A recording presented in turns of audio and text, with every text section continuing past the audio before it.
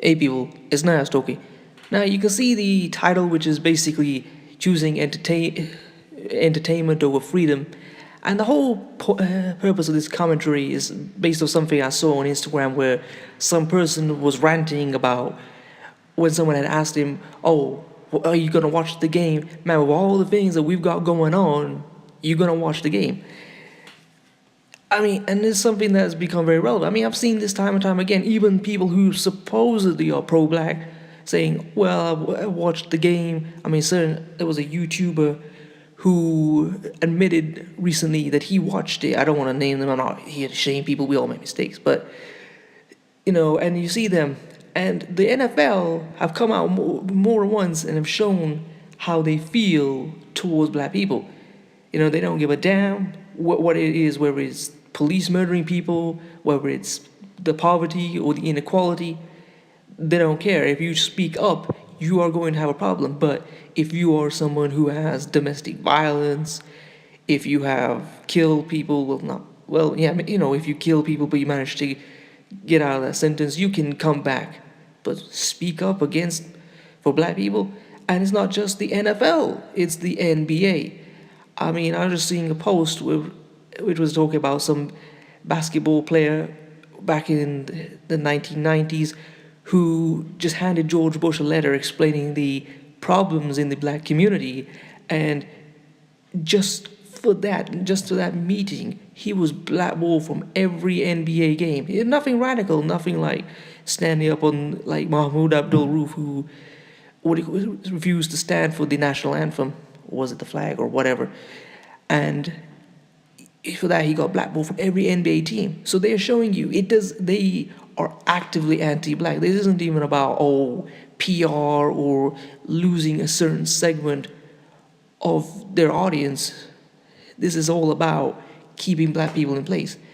Yet we keep seeing these people support it. Now, people will say to me, man, I want some entertainment. Look, we all want entertainment. Sometimes, no matter how much we believe in the various causes we're believing in or wanting freedom, it can just be tiring. We just want to sit back and relax.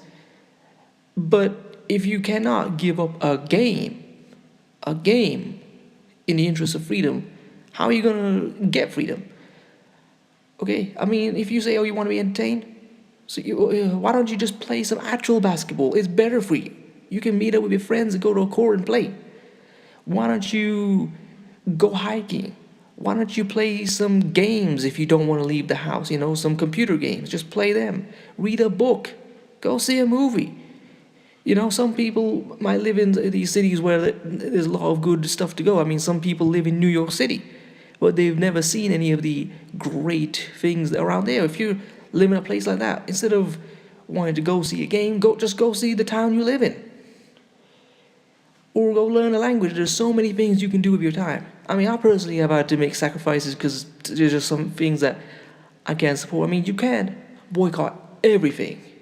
It's just like so many of these corporations are involved in dirty things or evil things. Like Nestle. One of the things I saw about is, among other things, is that the CEO of Nestle, now I don't know if he said this for a fact, but I can believe it, which is he said people don't have a human right to water. And after all the other things they did, I thought, look, I can't support Nestle anymore. So I stopped buying anything Nestle. And that was a big sacrifice because Nestle make all the chocolate, and I love chocolate. Okay? So, and this whole thing about people watching the NFL, and the NBA, don't forget the NBA,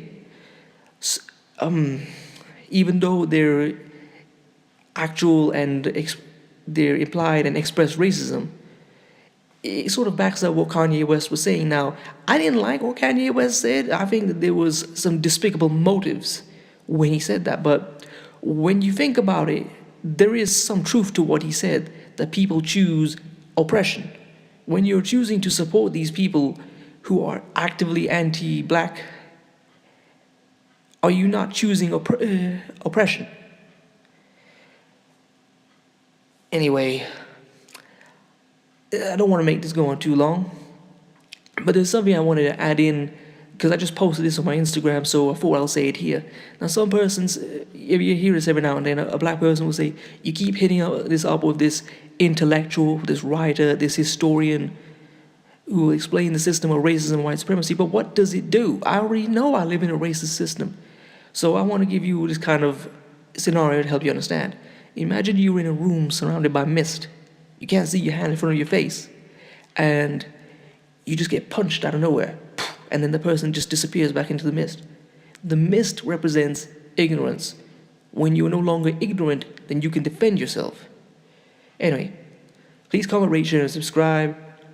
If you're on Black Junction and if you see ads, please just click on them. It helps the content creators get paid. If you want to support my GoFundMe, I'll leave it in the description. And I'll leave my Instagram there so you can find it. Peace, family.